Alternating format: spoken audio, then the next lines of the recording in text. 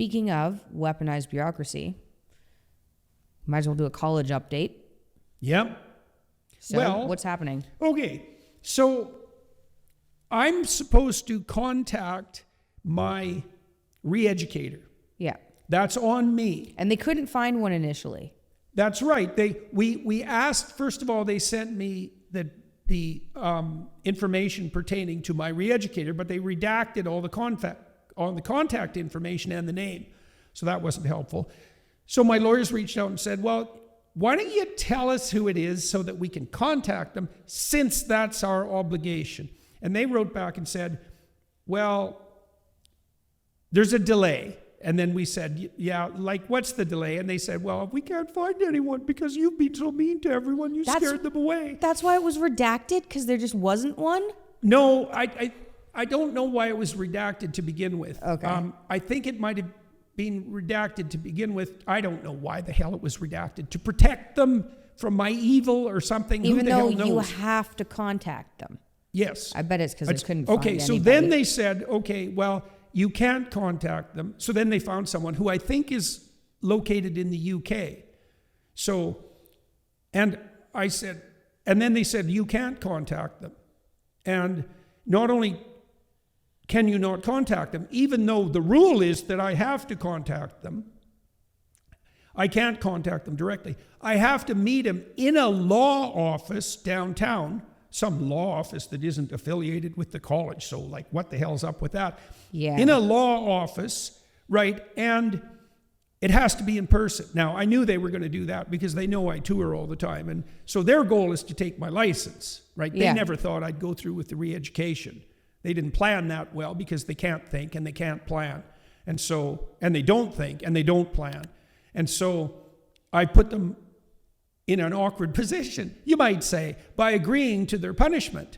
So anyways, hypothetically, they found someone who has no clinical experience and who's never done anything like this before, by the way, and who I think is just stepping into a pit of snakes because I don't think he knows what is actually going on.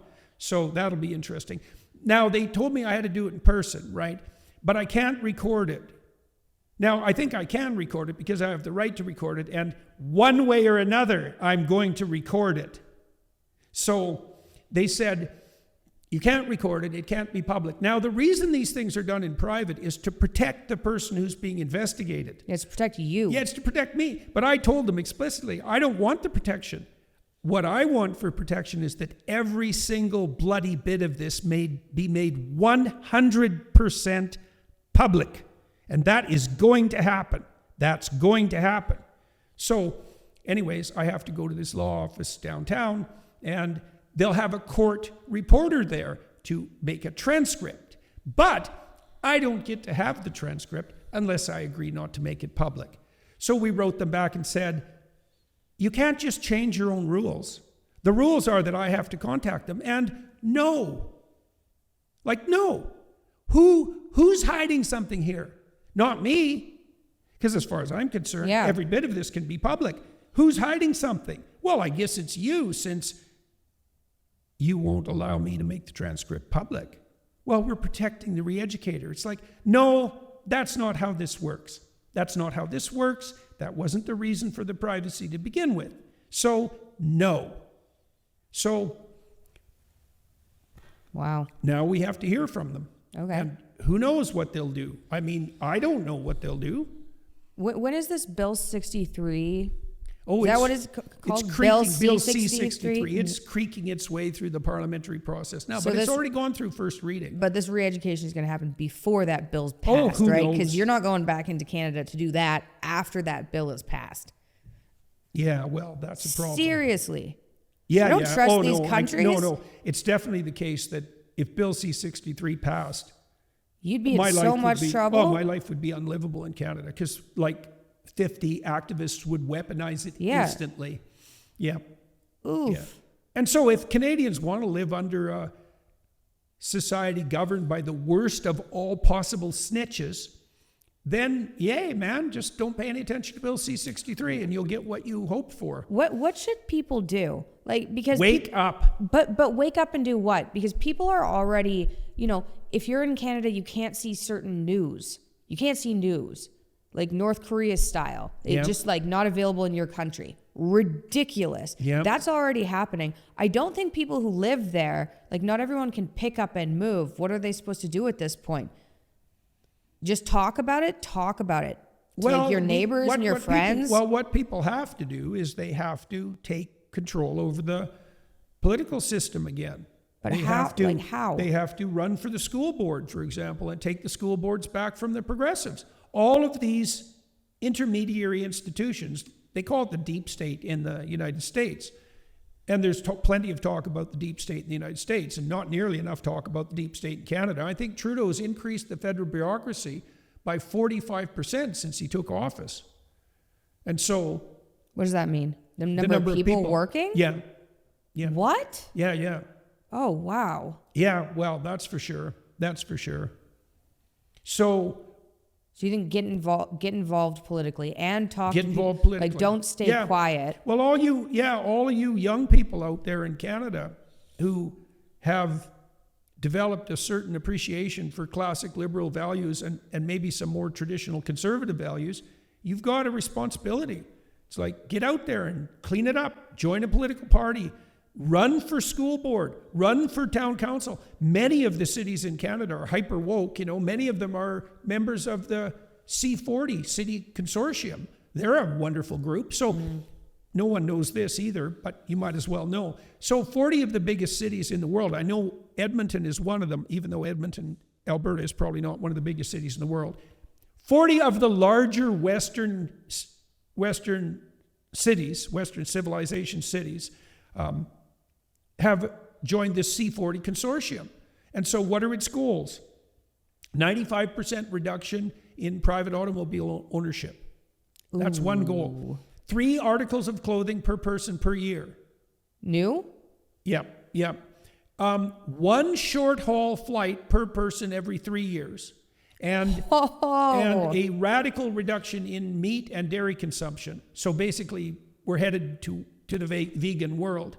Now, the vegans are thrilled about that. Well, they shrivel up and get all sick. Sarcopenia.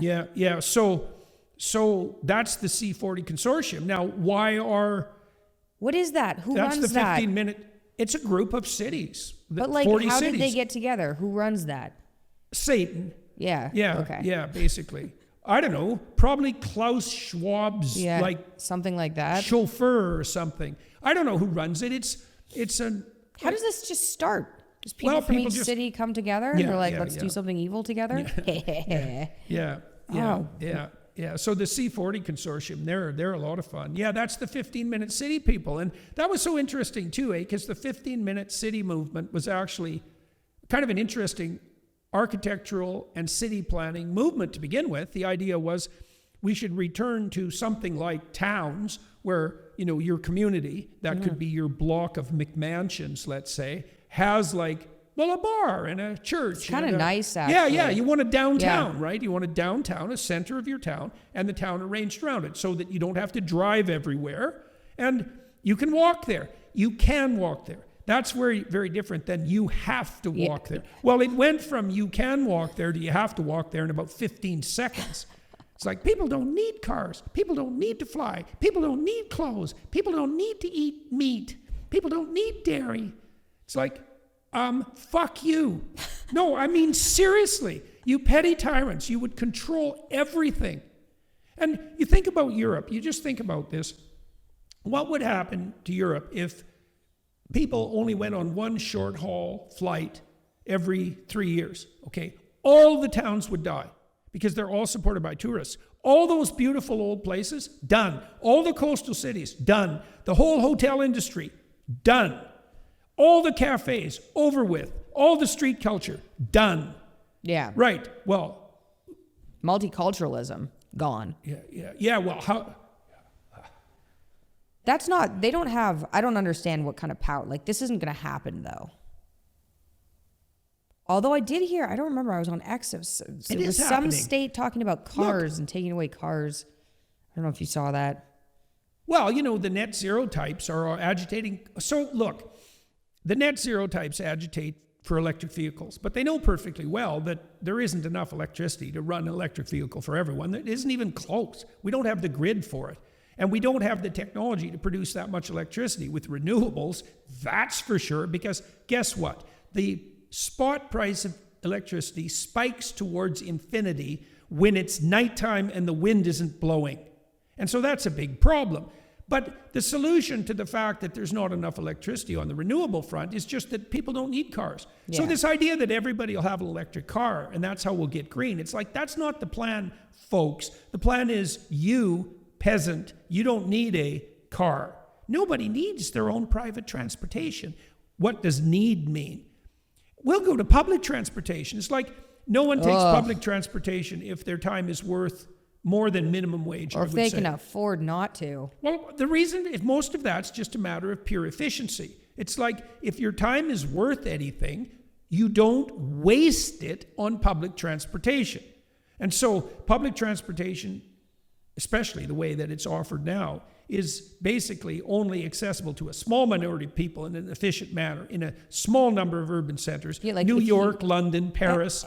And it was pretty helpful for the reason I had that response, by the way, wasn't necessarily to look down on all public transportation, because I used to use it to get to high school and to get to school and to get across Toronto, which was sometimes faster than driving. Montreal has a great subway system. Montreal and New York. But in Toronto, anyway, it's super sketchy now. Yeah. It's scary to get onto a bus and things. I was on a bus before I left in 2021 with Scarlett in a stroller, and a homeless guy came up and yelled at me, and no one did anything. Right. And I yelled I was so mad. That's because the police yelled right back. I was like, how dare, he was just like, where's your husband? Super creepy. Yeah. I was like, how dare you? Yeah. Get away, which was enough for him to scutter off or wherever he came from. But scuttle or skitter. You don't like Scudder? Well, I guess that's... I feel like that man scuttered.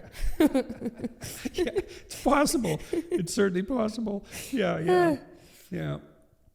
Okay. Anyway, that updates people. That was enough about Canada, how great it is. So I don't know what's going to happen. I don't know what's going to happen with the college. I mean, I know what'll happen. The most stupid... I guess I have one more thing to bitch about. So...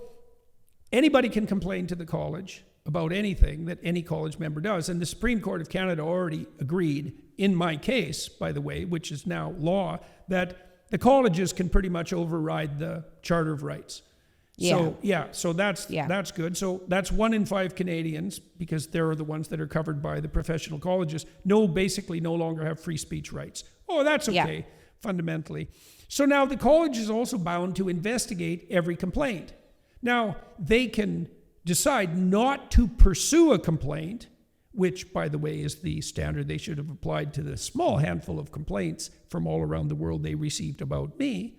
So I'm really curious and would like them to know, or to inform the public, let's say. I know, because they told us, that they've received somewhere between 20,000 and 30,000 complaints about their treatment of me and the unprofessionalism that constitutes, and the violation of their own professional standards. Okay, so do they have a little army of people going through those complaints, or did they just put those in the electronic trash bin and think that, the 20 complaints they've received about me, or 15 or 13 or whatever the hell it is, that counts, but the 20,000 they received about themselves, that's irrelevant? Well, we know the answer to that. The answer is simple for the Canadians who are listening. The colleges can do whatever they want. Right. So if you're the member of a professional organization, you better bloody well remember that. And they're going to make certain that you do remember it. Because if you get out of line in action or word, you're going to regret it for the rest of your life. Because you'll be paying through your teeth legal bills, and your reputation will be over, and you'll probably lose your career. And all of those things have been aimed at me with, not a spectacular degree of success, but I think they will eventually manage to take my license. And they've already blackened my reputation, because if they do take my license, which is their plan, then I'll be disgraced psychologist Jordan Peterson. And so that's very annoying. And I can see why the other psychologists cower into their corners and remain silent, but I should also tell some people something else.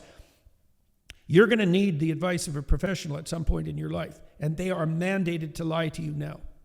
And if you're the least bit awake, you may have noticed that professionals are doing quite a bit of lying right now. And so when you have your child who's in trouble at 13 because they've hit puberty and they're sort of dubious about their new body, and you take them to a psychologist and the psychologist says, oh, puberty blockers are just the thing for your young woman, and maybe we can move her onto the surgical track with a little bit of evaluation, and very bloody little, because the rule is if you have a 13-year-old girl and she comes to see a psychologist, the psychologist better say anything you want, dear, including disfiguring and sterilizing surgery, because if they don't, then it's illegal.